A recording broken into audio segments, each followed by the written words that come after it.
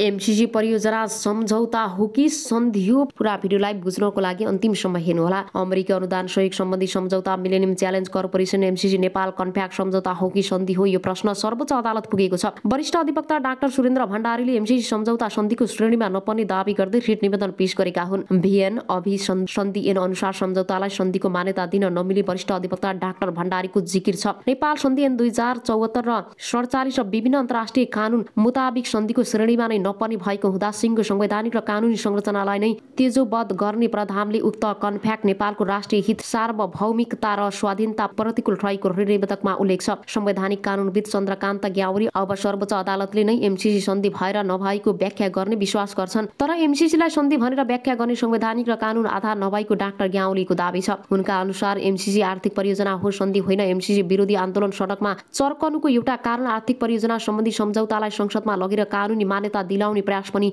एक भएको उनको बुझाइ छ। सरकारले भने सन्धि ऐन 2047 अनुसार एमसीसीलाई संसदबाट अनुमोदन गर्ने गरी प्रक्रिया अगाडि बढाएको छ। यही नै बेलामा सर्वोच्चमा एमसीसी सन्धिको श्रेणीमा नपर्ने भन्दै रिट निवेदक पेश भएको हो। दर्ता भएर अघि बढेमा सर्वोच्चले एमसीसी सम्झौता हो कि सन्धि भनेर टुङ्गो लगाउनु पर्ने हुन्छ। प्रतिनिधि सभाको बिजनेस भइसकेको विषयमा आफू नबोल्ने भन्दै सर्वोच्च अदालतले निवेदन दर्ता नै नहुने आदेश दरपीठ गर्ने सम्भावना पनि उत्तिकै छ। आगामी फागुन 16 गतेभित्र संसदमा एमसीसी पास गरिसक्ने अमेरिकी दबाव छ। सोही दबाव अनुसार सरकार एमसीसी संसदबाट अनुमोदन गर्न प्रयासरत छ।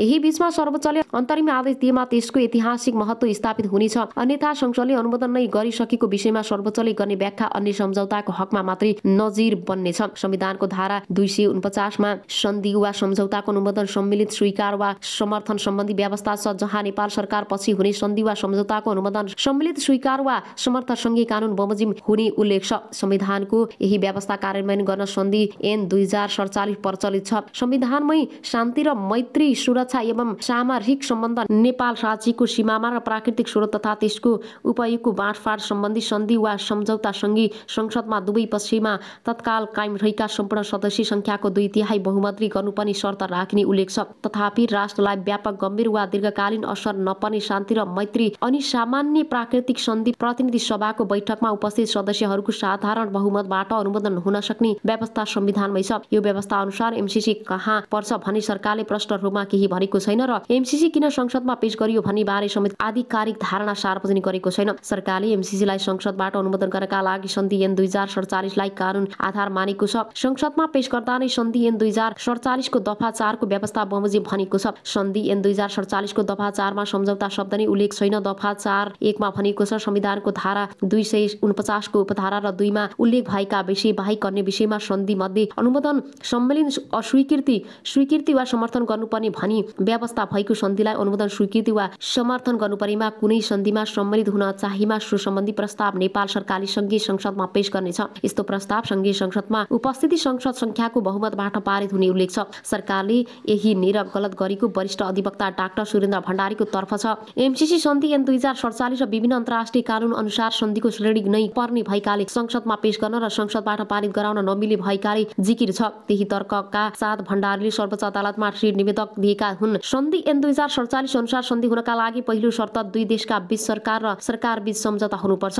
ऐनको दफा 3 अनुसार सन्धि सम्पन्न गर्ने अधिकार राष्ट्रपति, प्रधानमन्त्री र परराष्ट्र मन्त्रीलाई हुन्छ वा सन्धिका लागि सरकारको पूर्ण अधिकार कसैलाई दिएको हुनुपर्छ। सन्धिको सम्बन्धमा वार्ता गर्ने सम्बन्धीको अन्तिम सम्झौता वा प्रमाणिक स्वीकार गर्न र त्यस्तो सन्धिमा हस्ताक्षर वा आरक्षण राख्न यी शर्त अनिवार्य हुन्। तर एमसीसी सम्झौता सरकार र सरकार बीच भएको सम्झौता होइन र सम्झौतामा राष्ट्रपति, प्रधानमन्त्री वा परराष्ट्र मन्त्री हस्ताक्षर गरेका छैनन्। रिट निवेदकमा भएको दावी अनुसार हस्ताक्षर गरेका तत्कालीन अर्थमन्त्रीलाई पूर्ण अधिकार दिएको पनि सरकारले भनेको छैन। एमसीसी आफैमा राज्य पनि होइन। एमसीसीको आधिकारिक वेबसाइटमा जनाइए अनुसार अमेरिकाले विकासोन्मुख राष्ट्रहरूलाई आर्थिक सहयोग गर्ने उद्देश्य सन् 2004 मा मिलेनियम च्यालेन्ज कर्पोरेसन स्थापना भएको हो। यो उसको एउटा स्वतन्त्र निकाय हो। मिलेनियम च्यालेन्ज कोअपरेसन नाम निकायले नेपाललाई 50 अर्ब रुपैयाँ बराबरको अनुदान सहयोग दिने लागेको हो। यो परियोजना सञ्चालन सम्बन्धी सम्झौतामा नेपालको तर्फबाट तत्कालीन अर्थमन्त्री ज्ञानेन्द्र बहादुर कार्की, मन्त्री स्तरीय र एमसीसीका तर्फबाट उपनियोग उपसचिव स्तरीय कर्मचारीले हस्ताक्षर गरेका छन्। नेपाल परियोजना सञ्चालनका लागि millennium challenge account Nepal, MCC र नेपाल गठबन्धन गरिएको छ।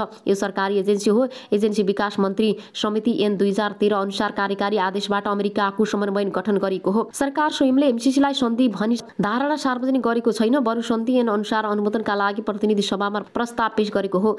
रिट निवेदन अघि बढेमा सर्वोच्च अदालतले यो विशेष सन्धि हो कि सम्झौता भन्ने बारे व्याख्या गर्नुपर्ने देखिन्छ। अघि नबढेमा भन्ने यो विवाद बहसमा समिति हुनेछ। अब आउनुहोस् अर्को समाचारतर्फ लागौं।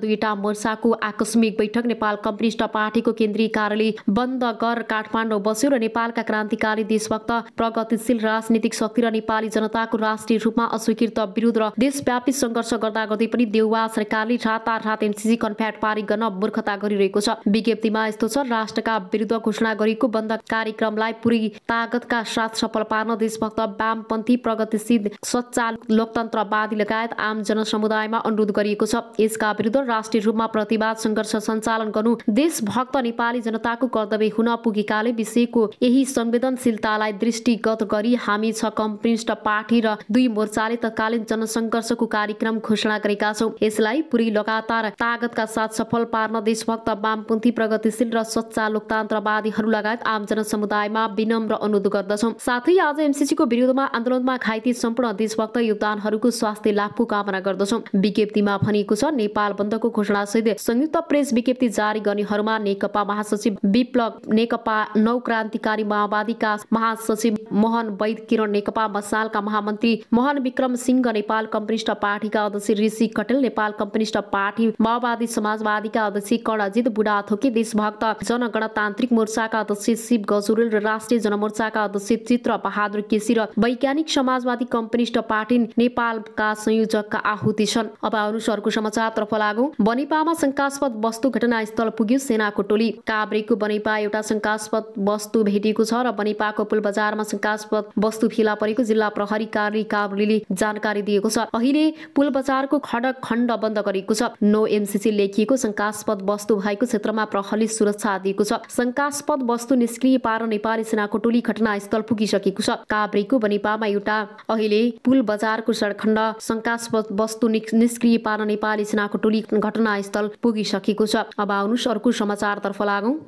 उसले नमानेपछि हामीले यो गेम खेल्न बाध्य भएर पललाई डुबाउने षड्यन्त्र बनाएका थियौं। नाबालिकालाई घरबेटी लगाएर मार्न भन्यो भनिएको अडियो झुट हो, किनकि यो घरबेटी भगवान हुन्। अडियोमा आएको 1 करोडको बार्गेनिङ अडियोमा भएका साथीले गरेको हो। हामीले पललाई जुन ठाउँबाट आएको हो त्यही पठाउन पर्छ भनी हामीले भनेका हौं। यो त सानो कुरा हो, ठुलो त अझै के भनेका थियौं। हामी पनि सबै मिलेर पहलको ठुलो प्रोजेक्ट विफल पार्नुमा हाम्रो ठुलो हात छ। हामीले पललाई मार्नसम्म योजना बनाएका थियौं। पूरा जानकारीको लागि यो भिडियोलाई सक्दो शेयर गरिदिनु होला। यसैगरी गायिका नाबालिकाले प्रहरीमा दिएको जाहेरीमा उल्लेखित विवरण अनुसार अन्तिम पटक घटना भएको स्थान तनहुँ भएकाले उनी त्यही पुगेकी हुन्। यो जाहेरी नाबालिकाले गत माघ जिल्ला प्रहरी कार्यालय कास्कीमा दर्ता गर्न खोजेकी थिइन्, तर त्यसबेला प्रहरी घटनास्थल तनहुँ भएकाले त्यही जान भनेको थियो। त्यही बेलाको जाहेरीमा सामान्य संशोधन गरेर आज नाबालिकाले बुझाएकी हुन्। उक्त जाहेरीमा यस्तो छ, उल्लेख भएको विवरण हेर्नुहोस्। म जाहेरीवाला परिवर्तन जिल्ला 39 अन्तर्गत सानो कृषि पेसा व्यवसाय गरी श्रीमती छोरा छोरी सहित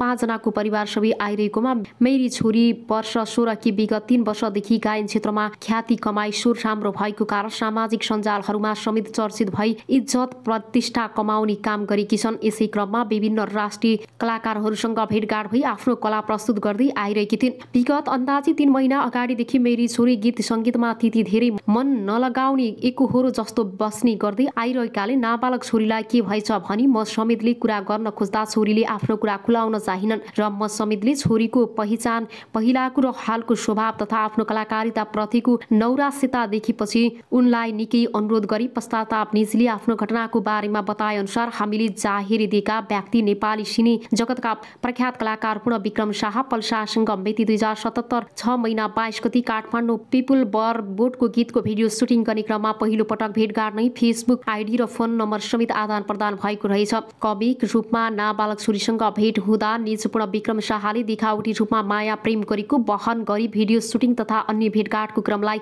बधाउँदै लागि धेरै नै रेखदेख हेरचाह गरेको जस्तो गर्दै आएका रहेछन्। निजपल शाह र मेरी नाबालिका छोरीले संयुक्त रूपमा धेरै म्युजिक भिडियोमा सँगै मोडलको रूपमा काम गर्ने क्रममा पोखरा, चितवन, बागलुङ, तनहुँ समेतका स्थानमा सुटिङ सकेर राति होटलहरूमा बास बस्ने क्रममा पटक पटक जबरजस्ती करणी गर्न खोजेकोमा छोरीले असहमति जनाएका कारण असफल हुन नसकेको रहेछ।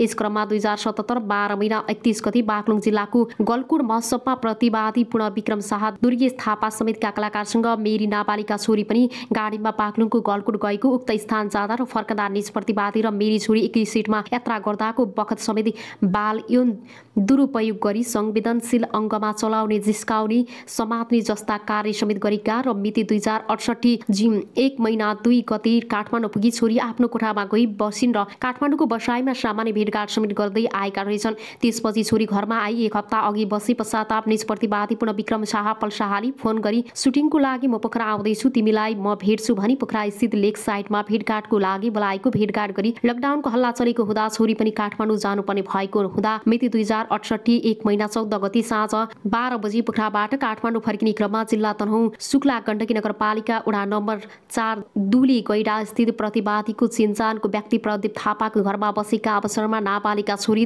दिनभरिको थकानले खाना खाएपछि उक्त घरको दोस्रो तलामा सुत्न गएकी र प्रतिवादी पूर्ण विक्रम शाह र कमल खत्री भनी व्यक्ति सोही घरको छुट्टी कोठामा राति अन्दाजी 11 बजेसम्म रक्सी खाएर बसेको र राति अन्दाजी 12 बजेतिर निज प्रतिवादीले छोरीको मेसेन्जरमा म तिम्रो कोठामा आउँछु भनेर मेसेज गरेको र तुरुन्तै छोरीको कोठा ढकढक गर्न आएका रहेछन्। छोरीले कोठा खोलिदिए पश्चात निज प्रतिवादी छोरी श्रुतिको कोठामा आएर छोरीलाई ललाई फकाई माया प्रेम गरेको बहाना बनाई तिमीले काठमाडौँको कोठा सर्न पर्यो, म तिम्रो कोठामा दिनदिनै आउँछु, तिम्रो बारेमा नराम्रो कुरा सुने भने मैले राम्रो मान्दिनँ भनी उमेर पुगेपछि विवाह गर्छु धोका दिन्न भन्ने विश्वास दिलाई छोरीको असहमति हुँदाहुँदै पनि जबरजस्ती करणी गरेका रहेछन्। छोरीलाई माया गरेको देखाउनको लागि वारदाताको भोलिपल्ट घोर बाराही मन्दिर समेत घुमाई दुली गैडाको सुटिङ सकेर काठमाडौँ गएका रहेछन्। पल्साहाली पोखरा स्थित होटलमा प्राइममा र चितवन स्थित गैडाकोट रिसोर्टमा पटक पटक गरी करणी गरेको हुँदा यसरी मेरी नाबालिका छोरीको हेरविचार गरेको बहाना समेत गरी माया प्रेमको झुट नाटक गरी करणी गर्ने निज पूर्ण विक्रम शाह पल्साहालाई कडा कारबाही गरी कानुन बमोजिम पीडितलाई क्षतिपूर्ति समेत दिनलाई भराइ पाऊ। कानुन अनुसार 18 वर्षभन्दा मुनिका बालबालिकासँग सहमतिमै राखिएको शारीरिक सम्बन्ध पनि करणी। गायिका नाबालिका उमेरले 17 वर्षकी भएकी छन्।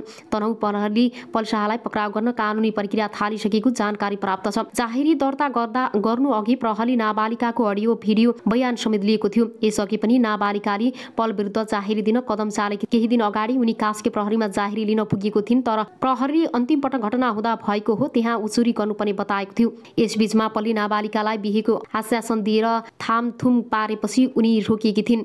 नायक पलले एउटा कुराकानीमा नाबालिकासँग आफ्नो शारीरिक सम्बन्ध रहेको स्वीकारोक्ति गरेको अडियो सार्वजनिक भएको थियो र नाबालिका 17 वर्षकी छिन्। नेपालको कानुनले 18 वर्षभन्दा कम उमेरकी किशोरी बालिकासँग सहमतिमै राखेको यौन सम्बन्धलाई पनि जबरजस्ती करणी मान्छ। कानुनमा कडा सजायको व्यवस्था छ। अब आउनुहोस् अर्को समाचारतर्फ लागौँ। स्वीकार गरेका छन्। ती गायिका गर्भवती नभएका कारण आफूले सम्बन्धलाई स्वीकार गरेका छन् र ती गायिका गर्भवती नभएका कारण आफूले जिम्मा लिनु नपर्ने र आफ्नो अर्कै गर्लफ्रेन्ड रहेको अडियोमा पलको भनाइ